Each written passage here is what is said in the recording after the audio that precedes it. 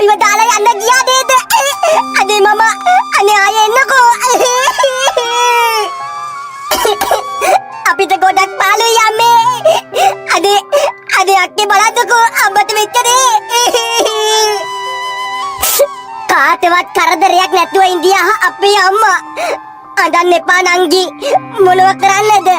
අම්මා දුක් විඳින්න නැතුවනේ අපිව දාලා ගියේ. එයා හොඳ තැනක ඉපදෙයි. එයා ගොඩාක් පින් කරපු කෙනෙක්. ඔයා දන්නවනේ. ඔව් මගේ අම්මා ගොඩාක් පින් කළා තියෙනවා. මල්ලි අක්කේ මල්ලි දැනගත්තොත් මොනව වෙයිද යාට? රට ඉඳන් ඉක්මනට එන්න පුළුවන් කියලාද? අම්මා වැඩිම ආදරේ කරත් මල්ලිට. අනේ අක්කේ කෝකෝ කට්ටිය දැන් අයින් වෙන්න. දොස්තර මහත්තයා ඉතිර කරානේ අම්මා නැතු වෙලා කියලා. දැන් ඉතින් අම්මව රෝහලට ගෙනහිලා ඉතුරු වැඩ ටික කරන්න ඔයාලගේ සහයෝගය දෙන්න ළමයි. හරි මාමේ. අම්මා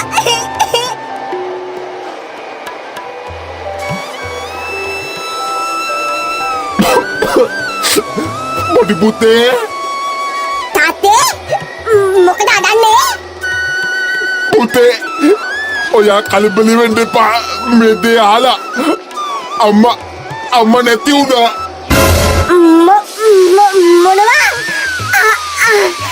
අම්මා නැති වුණා?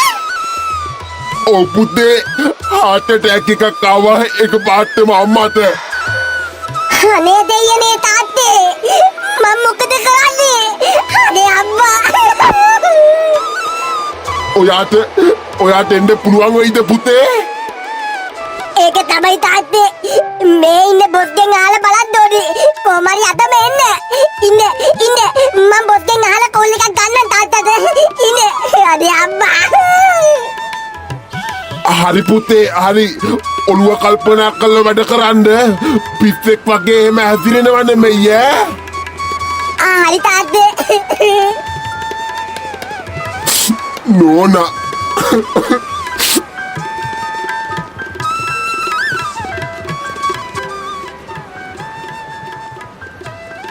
අන්නයේ ડોක්ටර් එනවා. ડોක්ටර් මොකෝ ડોක්ටර් අපේ බොඩි එකට මොකද කරන්නේ? ඒකේ ප්‍රශ්නයක් නෑ. හදිසි මරණයක් කියලා මරණ පරීක්ෂණයට ලිව්වා. එම්බාම් එකට අරන් යන්න කටයුතු සූදානම් කරලා තියෙන්නේ. මෘත ශරීරාගාරයේ කෙනෙක් ගියා දැනටමත් මාංශාලාවට. හරි ડોක්ටර් හරි. ප්‍රශ්නයක් නැල්ලුනේ. එම්බාම් කරන්න පුළුවන්ලු.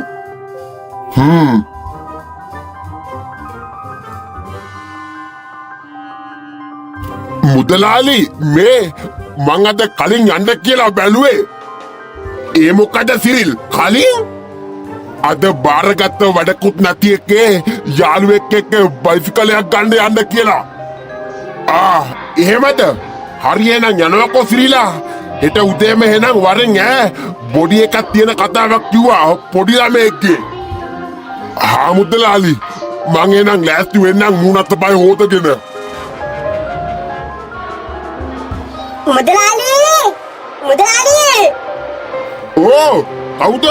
එන්න මේ මෘත ශරීරාගාරේ එන්නේ මොකෝ? මුදලාලි ලොකු වැඩක් තියෙනවා දැන්. ක්‍රිස්තියානි පවුලක් එම්බාම් එකක් තියෙන්නේ. සල්ලි කඩක් වැඩේ හොඳටම ඕනිලු. දැන්? ඔව් රට ඉන්න පුතා එනකන් සතියක්වත් බොඩි එක තියාගන්න ඕනි කියනවා. හොඳ ගාණක් ගන්න පුළුවන් වැඩක් මේක. හරි එහෙනම් මං සිරිලව එවන්නම් බොඩි එක බලන්න දැන්. හරි මං එහෙනම් ගියා මුදලාලි.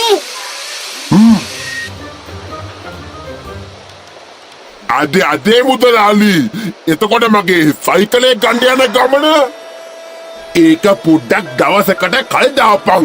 මේ වැඩේ කරාම එක සයිකලයට සයිකල් දෙකක් ගත්ත හැකි. ගිහිල්ලා බලහන්කෝ. හරි මං යන්නම් එහෙනම් මුදලාලි. ඔව් ඵලයන් බොඩි එක රිලීස් කරලාලු. ඉක්මනින් ගිහිල්ලා බලපන්. බයිසිකලේ වගේද සිරිලෝ බොඩි එකක් මෙන්න තියෙන බොඩි එක. ගෑනු කෙනෙක් නේ පෙට්ටිය හදන්න ඕනි. මිනුම් ටික බලපන් ඉක්මන් කළා. හොඳ සල්ලිකාර පවුලක් හැබැයි කතෝලික. හොඳ පෙට්ටියක් හදන්න වෙයි ඈ.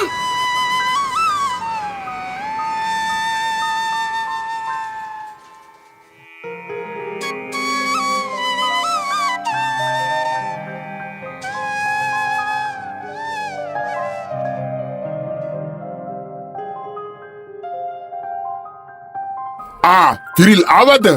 මිමි ටික ගත්තාද? ඔව් මුදලාලි ඔව් ගත්තා. අඩි 5යි අඟල් 3කට හරියන්න හොඳ පෙට්ටියකුයි දවස් 8කට 7කට වගේ හරියන්න ෆෝමලින් ටිකකුයි ලෑස්ති කර ගන්න ඕනි. දැන් එනවා කියලා කිව්වා ඇම්බියුලන්ස් එකේ බොඩි එක අරගෙන. එහෙමද? එහෙනම් ඉක්මන් කළා සූදානම් කරපන් බඩු ටික. හරි. ඔය ෆෝමලින් ටික ඇත්තේ 3 වෙනි රාක්කේ.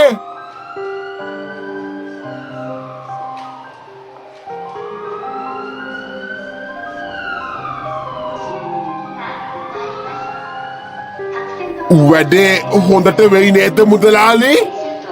කිසි දෙයකට බය වෙන්න එපා. මිනිහ අපි බාර ගත්තානේ. ඉතුරු වැඩ ටික අපි බලා ගන්නම්. ඔය මහත්තයා ගෙදර සූදානම් කරන්න කියන්නකෝ. මුදලාලි සතියක්වත් තියාගන්න ඕනි. පුතා රට ඉඳන් එනකම්. හරි මහත්තයා හරි. අපේ සිරිල් ඒ වැඩේ සුපිරියට කළා දෙයි. දවස් 7ක් නෙමෙයි දවස් 9ක් 10ක් වුණා තියාගන්න පුළුවන්. වාඩි වෙලා ඉන්න.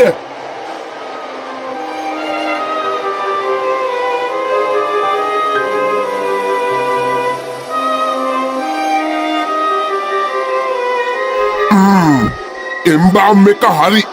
දැන් ඉතින් උස්සලා පෙට්ටියට දැම්මම මගේ වැඩේ ඉවරයි. පෙට්ටිය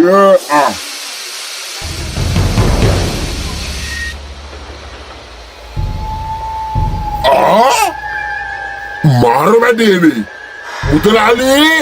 මුදලාලි මෙහෙ එන්නකෝ ඉක්මන් කළා. මොකෝ සිරිල් වැඩේ හරිද? එම්බාම් වැඩේ නම් හරි මුදලාලි. මේ බලන්නකෝ වැඩ. මොකද්ද බං? මේ මිනිහ දික් වෙලා. එහෙනම් තව එකක් ෂුවර්. උඹ හරියට මිනිම් ටික ගත්තානේ? නැතුව මුදලාලි මේ බලන්නකෝ කොලේ සයිස් එකයි පෙට්ටියේ සයිස් එකයි දික් වෙලා තියෙන්නේ බොඩි එක. කෝ බලන්න. සයිස් එක හරි. ඒ කියන්නේ තව මරණයක් අත ළඟ. ඉන්නකෝ මං ගිහිල්ලා අපේ උතුකම කරන්නම්. ඔබ වෙන පෙට්ටියක් බලපන්. හරි මුදලාලි. කිරි අප්පට මාර සීන් එක.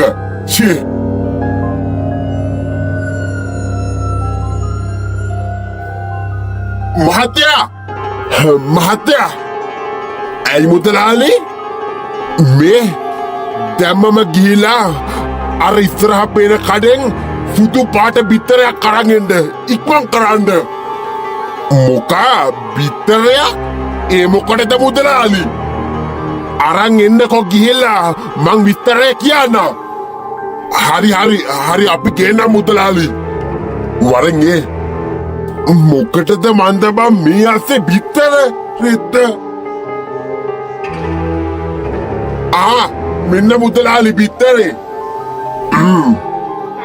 දැන්වත් කියන්නකෝ මුදලාලි මොකටද බිත්තරේ කියලා. මේකයි මහත්තයා අපේ එම්බාම් සිරිල්ට කවදාවත් බොඩි වල මිමි වරදින්නේ. ඒත් හොස්පිටල් එකේ ගත්ත මිම්ම අඩි 5යි අඟල් 3යි. ඒත් දැන් බොඩි එක අඟල් 6කටත් වඩා දිගයි.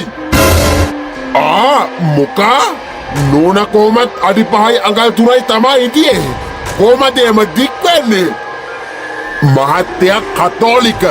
මං කියන දේවල් පිළිගත්තත් නොගත්තත් මහත්තයාට මේ දේ පැහැදිලි කළා දෙන්නම වෙනවා.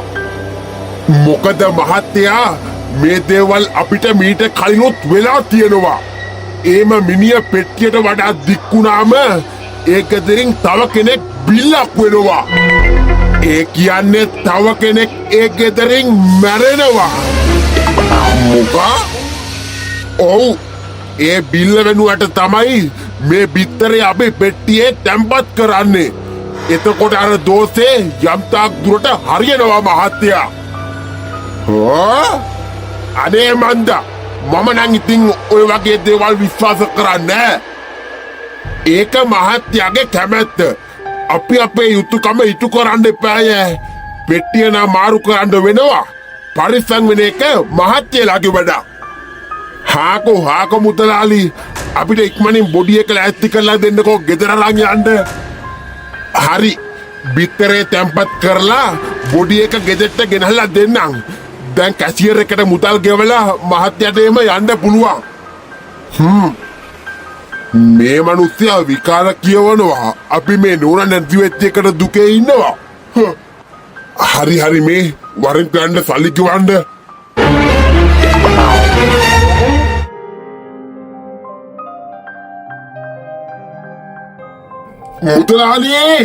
මුදලාලි!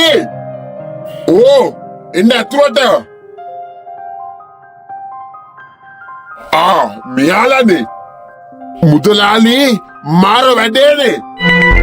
මොකෝ, වැඩ කටයුතු කරලා ඉවරයිනේ.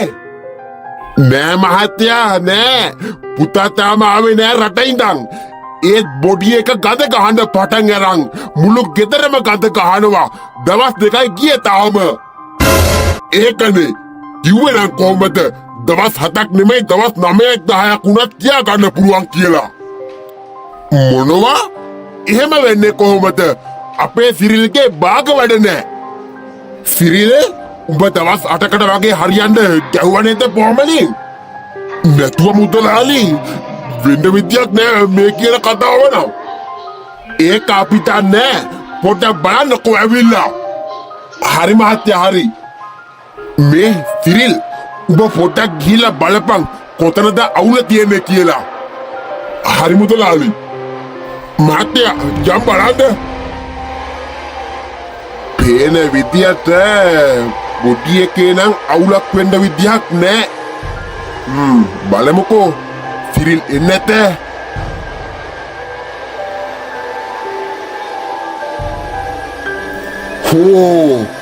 ඇත්තනේ නම් පුදුමාකාර ගඩක්නේ බොල තියෙන්නේ. ඒක තමයි අපි කිව්වේ. පොඩ්ඩක් බලන්නකෝ පොමලින් හරියට වැදිලා නැද්ද මන්දා? පොමලින් ලං වැදිලා නැති වෙන්න විදියක් නෑ.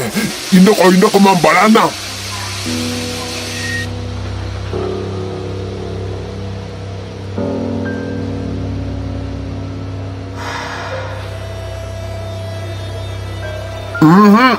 බොඩි එකේ නම් කිසිම අවුලක් නෑ. පොමලින් හොඳට වැඩ කළා තියෙනවා. එහෙනම් මොකද්ද මහත්තයෝ මේ ගඳ? ඉන්නකෝ පොඩ්ඩක්. මේ තියෙන්නේ ගඳ ගහපු එක. බිත්තරේ නරක් වෙලා නෙමෙයි ඕජස් පෙරනවා. බිත්තරේට ලේ උනලා. මොකද මහත්තයෝ අවුල? මේ බිත්තරේ ගඳ ගහලා තියෙන්නේ. ඒක තමයි නරක් වෙලාද කොයිද බිත්තරේ? ඔව්, මේක තමයි. මම මේක අයින් කරන්නම්. උයාලා මෙතන ගඳ ගහන එකට කපුරු පත්තු කරන්න. හැමෝම ගොඩාක් පරිස්සම් වෙන්න. මං ගිහින් එන්නම්. පරිස්සම් වෙන්න? කාගෙන් පරිස්සම් වෙන්නද? මෙන්න මේ වරෙන් බං කපුරු ටිකක් පත්තු කරලා දාන්න.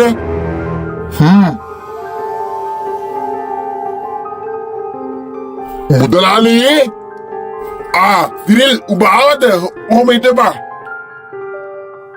උඹ එනකන් තමයි ඉඳියේ. මොකද වෙලා තිබ්බේ? මුදලාලි, අනිවාර්යෙන් ඒ ගෙදරින් තව කෙනෙක් අද හෙටම මැරෙනවා. විතරේට ලේ උනලා. ඒකයි ගඳ ගහලා තියෙන්නේ. මට හිතුණා ඒකත් එහෙමයි එහෙනම්. ඒ කියන්නේ බිල්ල පිරියරන්නේ. ඔව්, බිත්තර බිල්ල පිරියරන්නේ. මං විසිකල්ලා දැම්මා එක. දැන් වැඩක් නෑනේ ඉතින්. අපිට වෙන කරන්න දෙයක්වත් නෑනේ. බලමුකෝ මොකද වෙන්නේ කියලා.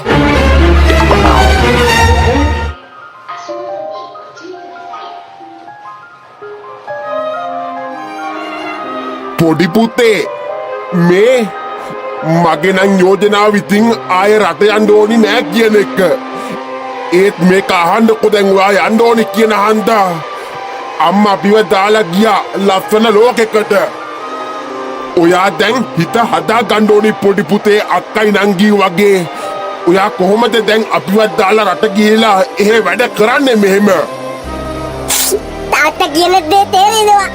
ඒ වුණාට මම ලොකු බරපතලයක් තියාගෙන රට ගියේ තාත්තේ. ඒ හොඳ සල්ලිකාරයෙක් වෙලා අම්මවයි තාත්තවයි හොඳට බලා ගන්නවා කියලා. මොනවා කරන්නද පුතේ?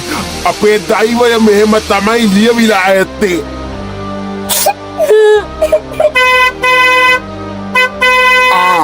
අන්න ඔයාව යාපෝට් එකට දාන්න වාහනේ ඇවිල්ලාද කොහෙද?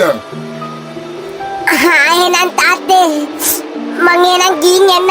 ඔයාලා පරිස්සමින් ඉන්න. අපිට වඩා ඔයා පුතේ කල්පනාවෙන් වැඩ කරන්න වෙනද වගේ ඉන්න බලන්න. මං ගිහින් එන්න. බුදු සරණයි දෙවි පිහිටයි.